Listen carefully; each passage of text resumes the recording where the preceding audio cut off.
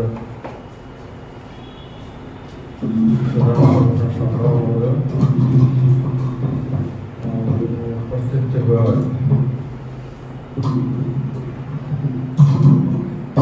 साहित्य संस्कृति ज्ञान विकास सभी बंद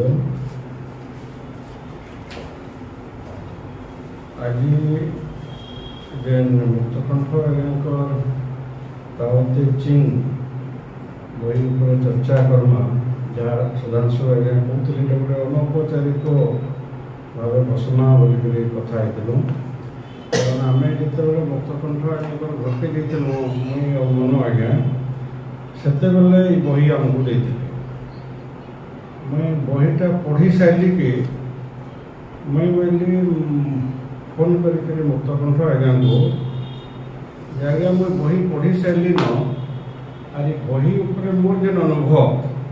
ये आपन को फोन रे मुझे एकला नहीं कहे कि भेटी करी एकला नहीं कहे बहुत लोग आगे आपन को कहबे बोले कि नहीं कहि आज जेन मैंने बसबे से ना गोटे पाठचक्र आगे हेबा आज सभी इनवल्व हे आज ये मुख्य अतिथि सभापति सब रकम नहीं करबे पाठचक्र वाई करमा बोली कही अतिथि प्रतिदिन नहीं कि मुख्य वक्ता रविका नहीं मुई जहाँ अनुभव कली से समकर आगे कहनी सभी साक्षी रहे बाकी कथाटे कही आज्ञा भी हाँ कहले मानले आ से मत नहीं कही मोर बही उपर आपण कहबे कि काना बोली बहीटा खाली मत देने पढ़वार काम मोर तार कहबार काम मोर कारण इटा कहबार माने हूँ यहाँ गोटे धारा चली मुई जदि गोटे बहीटे बाहर कली मुई लोक खोजे मोर बही उपर किए प्रशंसा करबे किए समीक्षा लिखबे ये लोक खोजा खोजी भी चली कारण एक प्रकार गोटे तिक्त घटनाटे कहबे जड़े बढ़ेटे साहित्यिक बहीटे बाहर कले एवं से बही के गोटे बढ़ेटे प्रोफेसर जदि समीक्षा करबे बोले से बहीर भैल्यू बढ़वा बोली बढ़ेटे प्रोफेसर को भी खोजले बही प्रशंसा करबे उन्मोचन उत्सव बोली एवं से सभा के लोक बाक भी गाड़ी खोजी कर बसई ने से प्रोफेसर बहीर प्रशंसा करबे बोली लोक गाड़ी धरिक गले लेखक एवं से जो बही उन्मोचन है जेन प्रोफेसर से बही समीक्षा कले आरंभ शेष पर्यंत से बहीर दुर्गुण गाइले से प्रोफेसर जनक बोले से बहीर प्रशंसा जगह दुर्गुण है से लेखकर मुहटा आमिल गला लोक मैंने सभी देखले जो मोर बही प्रशंसा मोर प्रशंसा सुनबे बोली से सभी भी से बहीटा कण है जानले से लेखक घर जो साहित्य सभा के आनी से लोक मान से समीक्षक प्रोफेसर केड़े बड़ प्रोफेसर बोली से जनता बहादुरी मारते लगे फिरला बेल से प्रोफेसर केड़े खराब प्रोफेसर जी कहते बोली बहीटा उन्मोचन है प्रशंसा से नहीं करस आज बहीर एंता दुर्गुण गायसन क्या केन्दा प्रोफेसर बोले से कहते बोली ये आमर इन होती कहली ना गाँ नहीं कहे जह खराब हो किंतु आम से अंशीदार आऊँ जेन जेन मैंने क्षेत्र में अच्छे आम जानबार कथा आबे भी देखी थे सोशल मीडिया रे गोटे गांधी विचार जड़े बड़ लेखक प्रवक्ता दास बेनूर लिखिते जे साहित्य एक दलगत नृत्य नुहे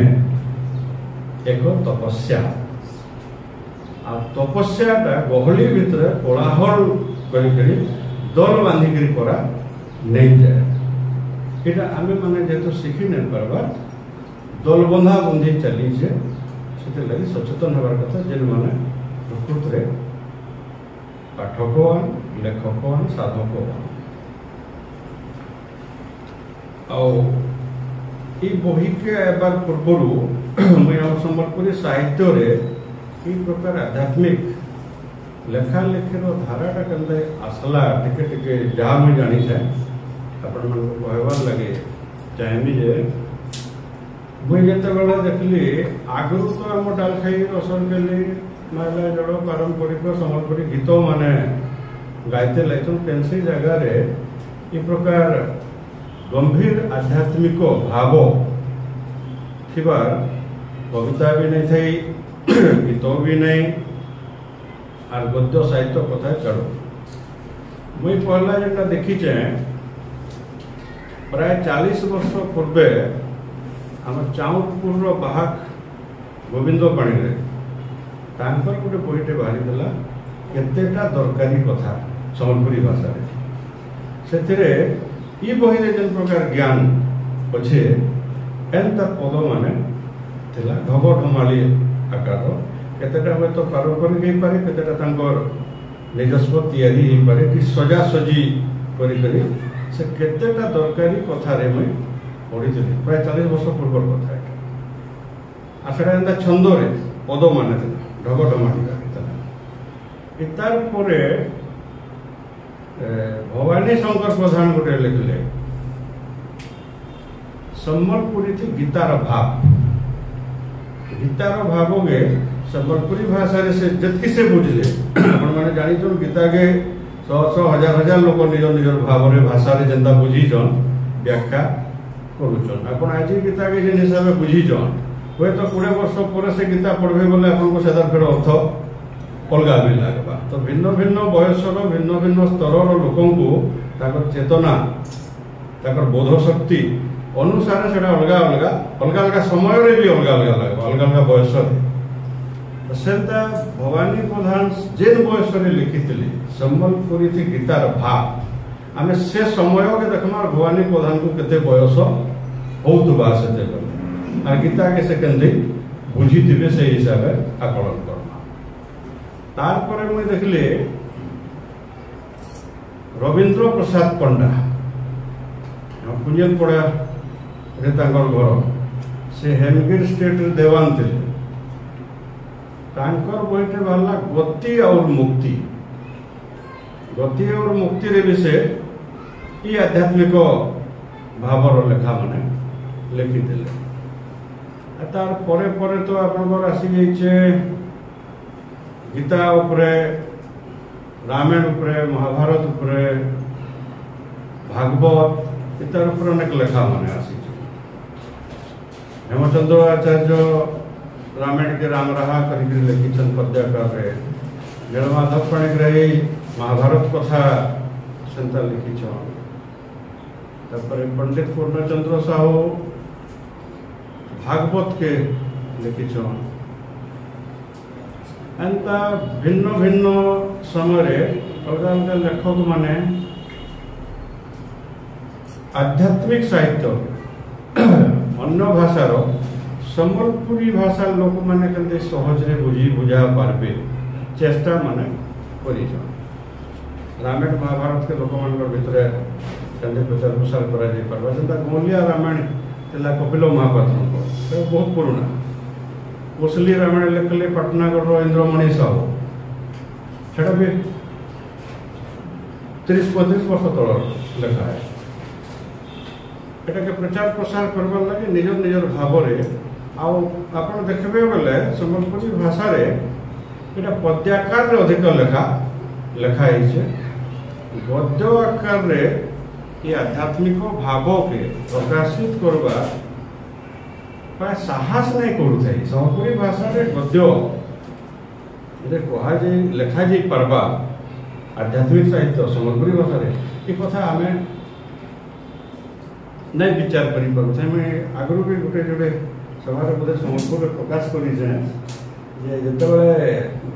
हरे कृष्ण महताब हीराखंड पत्रिका बाहर करते एने गोटे बसंत मिलन सभा कर प्रति वर्ष श्री पंचमी बेले सेन के प्राय उपकूल ओडिशार साहित्यिक माने आसन आ राज्य स्तर से साहित्य आलोचना हुए बरगढ़ प्रतिनिधित्व करन डॉक्टर केशव मेहर बड़ टॉपिक मान के आलोचना करवा दरकार था ओडिया रे आलोचना हुए आ सम्बलपुरी लेखक संघर जेन कार्यकर्ता माने था इताको से माने टिके नै पचरा एमाने संबलपुरी वाला आम उड़िया वाला संबलपुरी वाले भी हमने उड़िया वाला कोटकिया बने आन बोलो आते दुकर भितर मेल नहीं कारण सेनु जाइकरी आमे संबलपुरी कविता पढ़मा बोलिकरी गिरिकोशी हन विपिन दास दासवती साहू राजेंद्र मिश्र विभूति मिश्र इमाने आज एनके जमा संबलपुरी कविता पढ़मा कोटकिया सभादी बोली गोटे माड़ेला बागे प्रस्तुति करी जा सेनु संबलपुरी कविता पढ़ी देवाटा गोटे साहसिक पदक्षेप थिला सेते कारण संबलपुर परिवेश अंता थिला ओडिया रे कहबे बोले चलमा संबलपुरी रे कहबार साहस सेनु भाषण देबार के यहाँ जिंदा में कहूचे संबलपुरी भाषा रे अपन सेनु कहबार साहस नहीं कर सेनु थरे कहिथिले प्रोफेसर कृष्णचंद्र पंडा फिलोसफी रो प्रोफेसर संबलपुरी भाषा रे मुख से मुझे भाषण देले सब उपकूल ओडिसा बड़ बड़ साहित्यिक मान करा मुई आ फाइनली केभे नै सुनी सेनु संबलपुरी रे केनसी विज्ञ विद्वान भाषण देवाटा भाषण सरीगला के मैं ताकू भेटी गली और मुई बोली आज्ञा आप संबलपुरी थी कहता यहाँ कहले बोले से मत बोले तमें भी हथिर पटे हो गया बोले पटे मुई नहीं जानी चुप रही कि से जानले जे ये कैसे मंद उद्देश्य मते पचरी नहीं आसी बोली तापरे बोले मते तमें जहाँ संबलपुरिया देखे होचो हैं और हमको संबलपुरी नहीं जाने बोलछो केंदा संबलपुरी में कही जानसी अरे उड़िया मन पर आगाड़े देखे न वाला लगी मुई संबलपुरी कहले बोले से बहुत साहसिक थिला बहुत ज्ञान थिला बे ताको प्रोफेसर कृष्णचंद्र पंडा को उड़िया रे जनता संबलपुरी रे सब इंग्लिश रे थिला संबलपुरी रे कहबाटा है कि सहज कथा नहीं थे बाकी हमको सेते बेले लागतला यहाँ बड़े बड़े कथा हमें संबलपुरी रे कही पारलाम लिखि पारलाम डॉक्टर श्याम सुंदर धर के डॉक्टर द्वारिका नाथ नायक पैराग्राफ टे लेखन संबलपुरी रे बड़े बड़े प्रबंध लिखि नहीं पारु थाई पैराग्राफ टे लेखन गद्य रे संबलपुरी रे गीत कविता है जीवा प्रबंध केनु होतला गंभीर प्रबंध लेखि नहीं होते डॉक्टर श्याम सुंदर धर द्वारिका नायक लेखन गद्य संबलपुरी आशा स्मरणिका मन बाहर खबर कागज मन बाहर ये कथा एटा मु कहबाले हेति लगी चाहे जे काण परिवेश थिला 40 वर्ष आगे आ यहाँ से काण परिवेश लानो जे कपिल महापात्र गोलिया नामे थानु आमे ताउते चिंग्र विचार के संबलपुरी भाषा रे यहाँ दे लेखि पारुछु कही पारुछु बुझी पारुछु इटा मैं जानवर कथा जे इनो गोटे बड़े कथा प्रमाणित होचे जे ई भाषा रे खाली डालखे असर करले कि डर करा जाय पारे केनसी गंभीर विषय इथिरे अभिव्यक्ति करा जाय नहीं पारे बल्कि जन विचार थिला बा विश्वास थिला सेटा भूल प्रमाणित होचे और आमर भाषा रे भी एड़के एड़के गंभीर आध्यात्मिक विषय प्रकाश करी होचे ई भाषा रो से सामर्थ्य अछि इटा प्रमाणित करुछि यहाँ दे समय 30-40 वर्ष सब अतीत रे काना थिला यहाँ दे काना थिला समय रे बड़े परिवर्तन ही छि आधुनिक कविता जनता आधुनिक कविता भी लेखा लिखि नहीं करते आप 1986 साल जते बेले संबलपुरी कविता संकलन प्रकाश कले संबलपुर लेखक संघ वाला आप देखिबे से कविता संकलन बेले सेतरे अनेक गीत अछि कविता नुहे किंतु तार ना कविता संकलन बोली छपा हला 1986 साल कविता आधुनिक कविता केन माने लिखुथिले प्रोफेसर जयदेव डंसना नृपति देहरी विपिन दास एते बेले संकलन रे कविता जार आधुनिक कविता छपा है जे ग्राम पथर कवि विनोद नायक तांकर गोटे कविता वर्षा झो झो गान आधुनिक कविता टी छपा है विनोद नायक भी संबलपुरी रे कविता लेक्शन बोली देखाबार लागे शरद पुजारी लर्मारे प्रिंसिपल थे सी लिखले मिटू कविता आधुनिक कविता किंतु मोर विचार अधिकांश से हिसाब से विचार करना कविता पदवाच्य नुहेगा कारण से कविता मान आधुनिक कविता से भाव भाषा शब्द शैली केनसीटा आधुनिक सेते बेल हिसाब रे भी विचार करबे बोले सेते बेले भी आधुनिक सेटा नहीं था। हमको गोटे कविता संकलन छापार हमको छापार थिला देखाबार लगी जे हमें हमर संबलपुरी कविता संकलन अछि हमर देखो गुटे बही गुटे के हमें देखाबार लगे सेटा माने करूतलो इंता अवस्था रू आम इनके आईछु बोले आपण मान संगे जेतु आम एटा कथा हमा बोली करी भाषण फाषण तो नुए शेयर करूचे मोर अनुभव इस तरह के आला बेल के हमको खुशी लगुचे जे हमर भाषार प्रकृत रे ई सामर्थ्य अच्छे आ एटा के स्वीकृति मिलू बोलुछु। बहुत उदारवादी लोक माने बोलछन हो लेखी चलो कविता लेख नाटक लेख गप लेख जहाँ पार लेखी चलो ये स्वीकृति मिलवा कि नहीं मिलवा इथिर पछे कहीं पड़ीच मिलू नहीं मिलू अलग कथा मिलू नहीं मिलू अलग कथा केंद्र कहब जदि संविधान टे बनईच से देशर लगी से अष्टम अनुच्छेद रखीच से भाषा मान को जुड़ुछ जेन भाषा से जुड़ी है से भाषा लगी तुम बजेट प्रोविजन अच्छे से पुरस्कार दौच बोले आम के नहीं कहमु आमको भी से दियो बोली से लगे आम दियो दियो बोलु किंतु गोटे राज्य भाषा संस्कृति विभाग मंत्री जो कही दौच जे भाषा के स्वीकृति देवार लगे कैसी प्रस्ताव नहीं न सरकार मंत्री से ही सरकार ओडिशा सरकार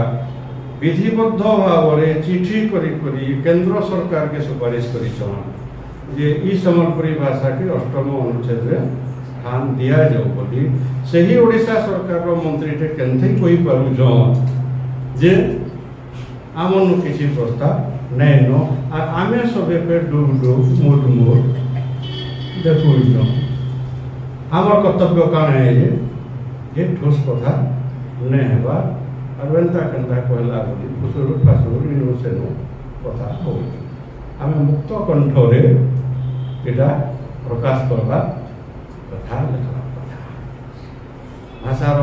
स्वीकृति न पाले बही केंते पाठ्यक्रम रे जीवा पाठ्यक्रम रे केंते जीवा एटा केंते क्लास मान के यूनिवर्सिटी रे पढ़ावा जदि तुम हमर स्वीकृति नहीं दबो बोले आम स्वीकृति लगे जिते बेले सभे कहमा से बेले मार हेबा लगे खड़ा धर्मा किंतु जिते बेले आम कविता लेखमा गल्प लेखमा नाटक लेखमा एकांत कलम धरिकी बसमा सेनु आरो युद्ध परिस्थिति कि युद्ध भली परिस्थिति कले नहीं हुई कविता लेखा बोले दल बांधा सेनु नहीं न केन केन गोष्ठी एटा विचार है आपण मान को एंथे मुई बही भीतर के खिचबार चेष्टा करू जे जे बही रे काना अछि ताओते चिंग ई बही काहे हला जे आज्ञा उत्पन्न आज्ञा मुक्तकंठ आज्ञा लिखले छापले एटार उद्देश्य काना